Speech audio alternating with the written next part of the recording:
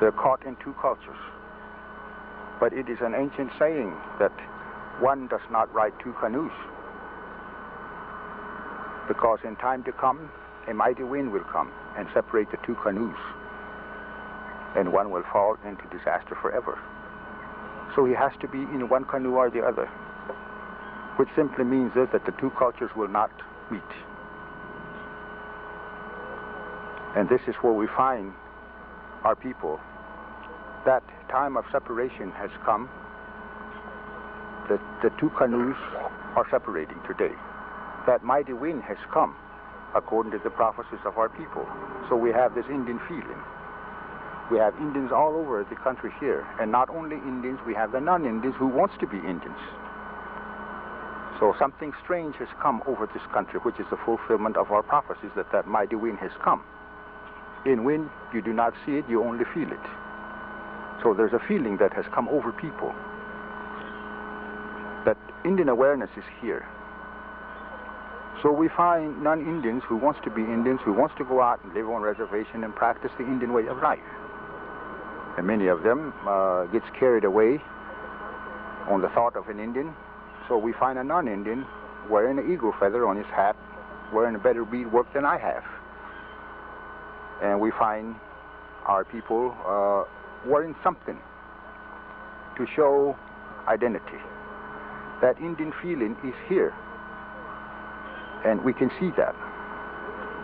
So the Indian awareness is here, but many of our Indian people have lost their language, have lost their way of life, and some of our people are wearing a little beadwork just to show that he's an Indian. But there is more to it than beads and feathers. There is something valuable in that way of life. And when we talk about the Indian way of life, perhaps it is an error to say Indian way of life. If we turn around and look at the history of mankind, it is only a human being way of life. But it so happens that the native people have preserved that way of life. I can take a musical instrument and begin to travel throughout the world and go all over the world. That musical instrument, whether it be a flute or whatever, some parts of the world, people there will not recognize that instrument. But I can take my drum, whether it be a small water drum or big drum, and take it all over the world, and native people in different parts of the world will recognize it as a drum. Why? Because they too at one time had a drum. And when we talk about Indian dance, such as round dance, we say that's an Indian dance, but it is only a human being way of dancing, because in our history we find that in other countries, they too danced in a circle form, holding hands, dancing in a circle. So when we talk about the circle as a sacred hoop, that circle had a meaning to all race of people at one time. But where did they lose it? Where did they lose their drum? Where did they lose their human way? Somewhere in the past, they too had a life very similar to what we call Indian way of life. Because in the beginning of times, we had no instructors, we had no teachers, so the Indian civilization had to be copied off of study of nature. And life couldn't have begun any different with any race of people. When life began with French people, German people, Italians, or whoever, they too had no teachers, they too had no instructors, they too had no universities and colleges at one time. So how did life begin with them? Very similar to what we call the Indian way of life. So it is only a human being way of life, but it so happens that down through the history, people had lost the meaning of that circle. Not so much in reading a book, or not so much in getting it from our teachers. All we have to do is simply look around, and common sense will show us that the creation follows a circle. All natural things follows that circle. So today, every creation still follows the original instructions of life. The pine tree remains what it is. The fruits, they come in a circle form. Many of our vegetables are in circle, or round. Apples, oranges. Your body is round, your eyes, the sun, the moon. The earth is round, and the native people have always known that. Then when I study the history of the white man, I feel like that they lost these teachings many, many years ago, long before Columbus came here. They lost it because it was a thought over there that the earth was flat. But our people knew that it was round because all creation follows that circle. Within that circle, we found a way of life. So our religion is not unseen. Our religion is visible. When Christian teachings are invisible, it is in the belief of something that cannot be seen by our eyes, such as hereafter.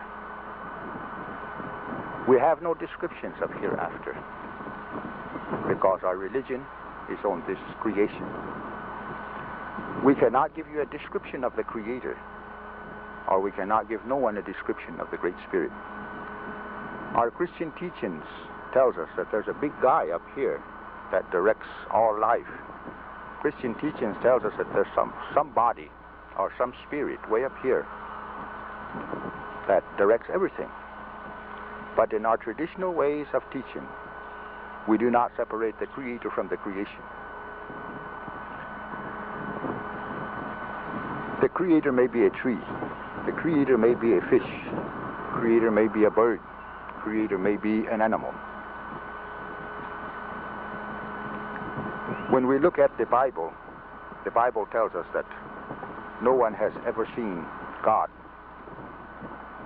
which backs up my idea or the native way of thinking about the Creator, that he may be a bird, tree, or animal. No other way you can describe the Creator.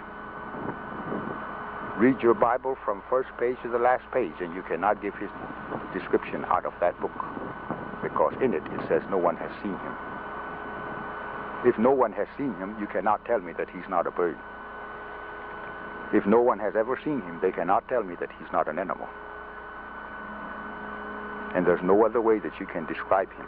Him or her, we don't know, because the Creator is among this circle in the creation. And this is the religion of our people. So we have no descriptions of hereafter. And it makes us wonder many times when we hear the descriptions of the golden streets, pearly gates, and diamonds up there, in which man has fought over. This is the value system of man today. Man have fought, they have stole, they have killed, they have murdered one another over these gold, diamonds, and pearls, all through the history of mankind.